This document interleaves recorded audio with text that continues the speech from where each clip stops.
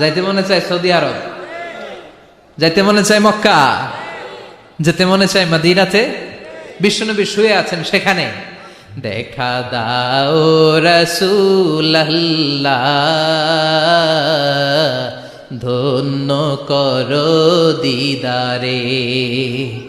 আমি কেঁদে কেঁদে হই গো সারা, ধন্য করো দিদারে। দুই সাথীকে পাশে নিয়ে হায়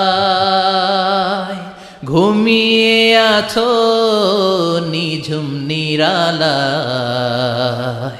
আমি সইতে পারি না বিরহ জ্বালা, ধন্য করো দিদারে। ডেকে লও হাবিবাল্লাহ, ধন্য করো দিদারে। পড়েন আমিন।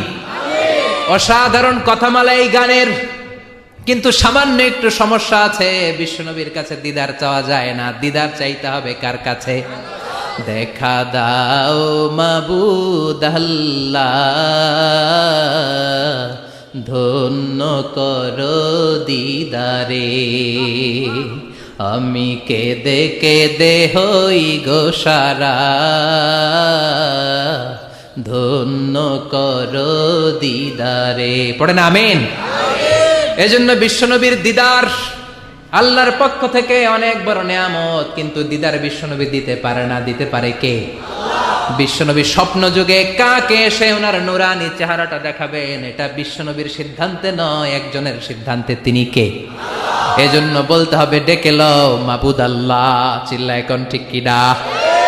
এজন্য বিশ্বনবীর এই মসজিদে নামাজ পড়লে 1 রাকাতে 1000 রাকাতের সওয়াব, মসজিদুল আকসাতে পড়লে 1 রাকাতে 500 রাকাতের সওয়াব, আবার মসজিদুল হারামে 1 রাকাত নামাজ পড়লে 1 লক্ষ রাকাতের সওয়াব দিবে কে?